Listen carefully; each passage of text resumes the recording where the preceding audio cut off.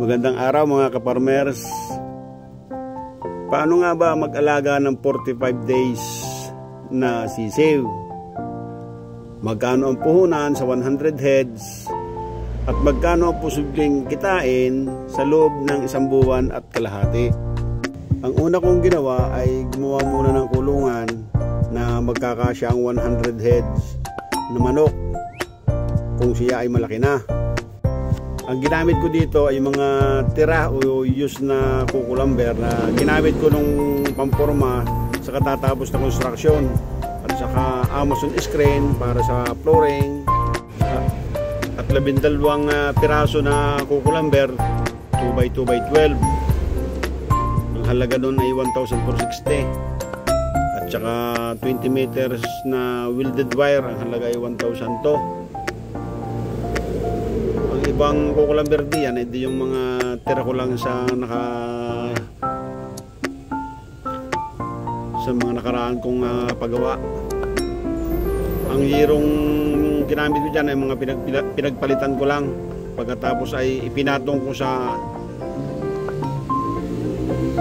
scaffolding ang ginawa kong kulungan, at inilagay ko ang ginawa kong kulungan sa sapa kung saan tuloy-tuloy ang agos ng tubig, kaya naman hindi bumabaho ang aking kulungan at hindi rin nilalangaw ang aking kulungan, kaya wala ka talagang maaamoy na foul odor. Ang bili ko sa sisiw sa 100 heads ay 4,006 dahil 46 pesos ang isa. Ang vitamins, Bitrasin, bali pati yung painuman 600 pesos ang bili ko. Tapos 3 sak na 25 kilos na broiler booster starter, Sidsi yun, Sidsi ang brand, 950 ang isa, kaya 2,850 yung 3 sako.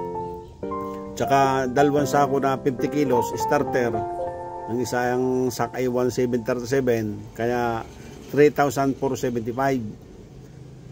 Tsaka 2 sako rin finisher, 1,697, ang total ay 3,394. Tsaka 3 bombilya wire, at tsaka yung sa kuryente.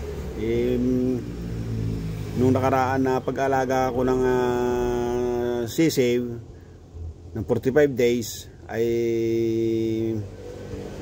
tumaas din yung aking kuryente, kaya ang naging reference ko yun 350 ang gastos ko doon sa kuryente. Tapos yung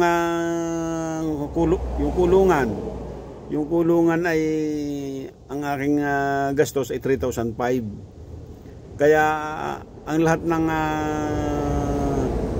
gastos ko ay 18,769. Yung aking alagang 100 heads ay may namatay na 5, kaya 95 heads na lang ang natira.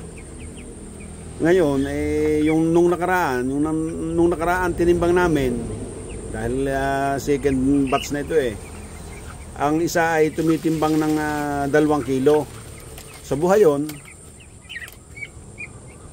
dahil yung good size ay kailangan ma-reach mo yung 2 kilo para maging good size.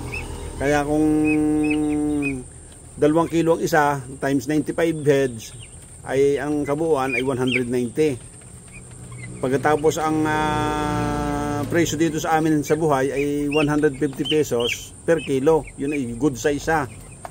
Kaya ang kabuuan ay 28,500 ang pinagbintahan. Tapos ang naging gastos ko naman, ibabawas natin yung 18,769. Kaya may natira na 9,731. Ngayon ay pinasahan ko naman yung aking boy na nag-alaga ng 4,731. Kaya mayroon din namang neto ako na 5,000 ang kinita ko sa loob ng isang buwan at kalahati sa pag-aalaga ko ng 100 heads na 45 days. Okay, salamat.